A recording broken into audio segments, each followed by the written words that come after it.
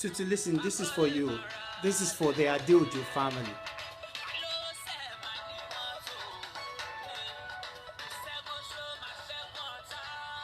Yes, so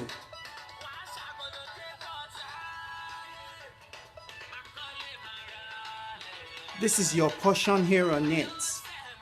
Omolodun, this is your portion here on it.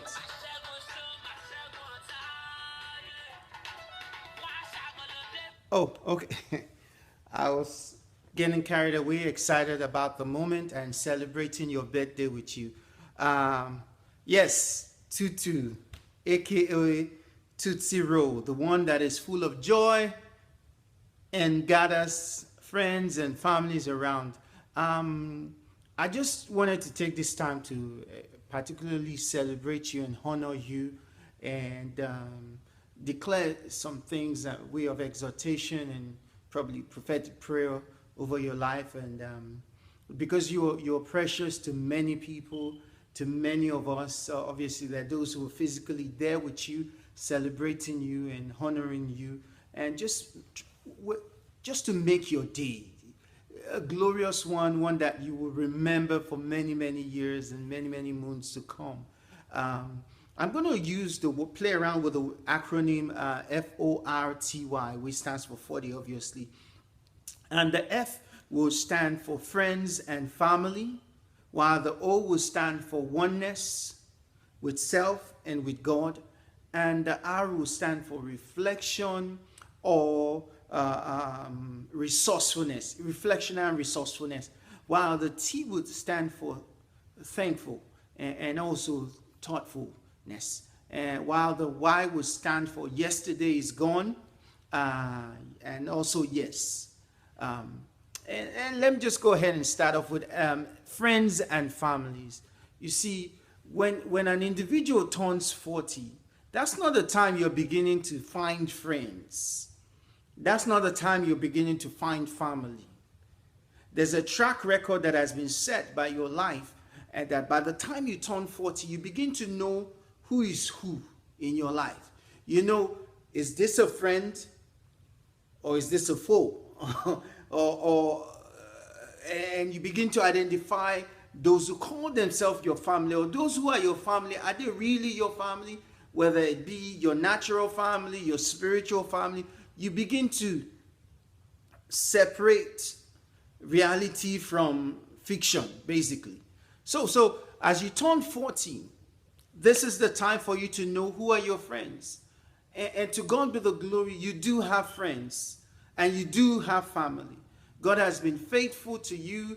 God has kept you. He has done so many things for you, obviously.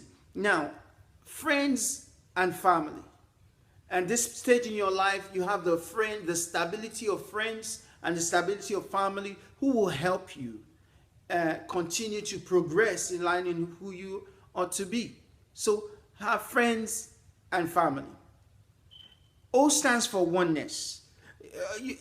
And at this stage in your life, at this stage in the life of an individual who turns 40, you ought to be at one with yourself. This is not the time to begin to dilly-dally that, oh, should I go this way or should I go that way? Or is this what you have to be at one with yourself. Be at peace with the decisions that you make. Be at peace within yourself. Be at peace.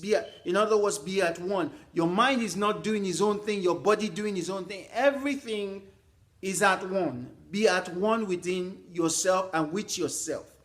And also, you have to be at one with your God, with your Creator. The decision already ought to have been made. Am I serving Jesus or am I not serving Jesus? Or who am I? Am I following?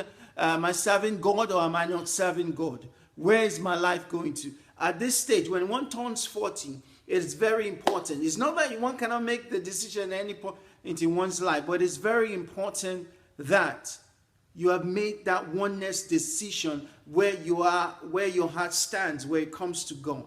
Be at one with yourself, be at one with your Creator. And R stands for reflection. You see, as we grow older, we begin to think back on our life. We look back on our life. We look at the things that have happened to us.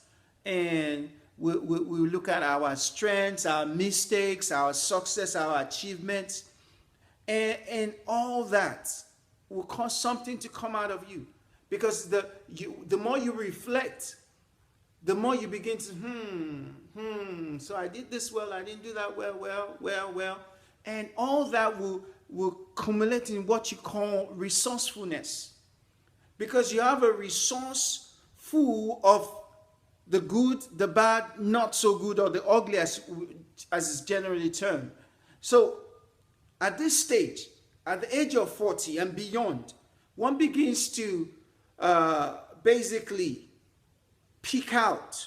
You have the benefit of experience, the benefit that you can look back, you can reflect and say, okay, so I can't do things this way. This is how I ought to be doing things going forward. Because you are now more resourceful. You are more resourceful. And you have already reflected as well. And as you reflect, your reflection at this stage of your life leads to something called thankfulness, which is the next letter in the acronym. You are thoughtful. Because you are thoughtful, you've thought about all these things. You've thought about your life. Then you now become thankful. You're thankful to God who has kept you up till now. You're thankful to God for the family He has given to you, for the wonderful husband He has given to you, for the wonderful children He has given to you. There are those that don't have children. We're not making fun of them or making jest of them, but it's just the reality of life. But to God be the glory. You have a family. You have friends. You have a wonderful husband who is there for you. And you have wonderful children and adoring children in the person of Deborah and Nathaniel who look up to you, who cherish you. And so, what else do you do? But you be thankful unto the Lord your God. In one of the dialects that we speak, it says that enitoba monuro loma mokpenda and tutu, obviously, o monuro, you know how to reflect. You are thoughtful. You reflect on things, you remember stuff, and based off of that, you begin to be thankful. You are thankful to the Lord your God for the good things He has done in your life. And finally, the Y stands for yesterday is gone. Listen, you cannot bring back yesterday. You've had successes, you've had failures in the past. You cannot go back and change it. It is gone. It's in the past. Otikoja is in your past. You can go back to change. So with that mindset, knowing that yesterday is gone, you're ready to face tomorrow. Settle it in your mind that you're moving forward. And Y also stands for yes. You see, generally when prayers are made, the end of the prayer goes along with in the line where people say things like amen or so shall it be. But do you know that the root meaning of the word amen or so shall it be is yes? That word literally means yes. When people say amen, they're basically saying yes. When we say amen to prayer, we're saying yes, let it be so. We agree with it. So as you go forward in your life, we're saying yes to favor upon you. We're saying yes to good success and the things that you lay your hands to do. We're saying yes to the mercy and the favor of God upon you. We're saying yes to friends undergirding, supporting you, and true friends moving you forward into your destiny. We're saying yes to good health upon your husband, good health upon your children, good health upon you yourself. We're saying yes to the mighty hand of God resting upon all that you and your husband, your family, you all agree to do. We're saying yes to all this. And I celebrate you, my sister. I celebrate you. Aburo, keep on keeping on. It is well. It is well. Forget about the past. Just move forward. Yesterday is gone. You have friends. You have family. You're at one with yourself. You're one with your God. You know how to reflect. And you're a resourceful person. They generally call you in fact, they call you the Proverbs 31 woman. You're resourceful. You're resourceful. And you're thankful. You're a thoughtful woman and you're also thankful. Yesterday is gone. Yes to 40 and beyond. Welcome to the club. Welcome to the club. God bless you. Thanks for listening.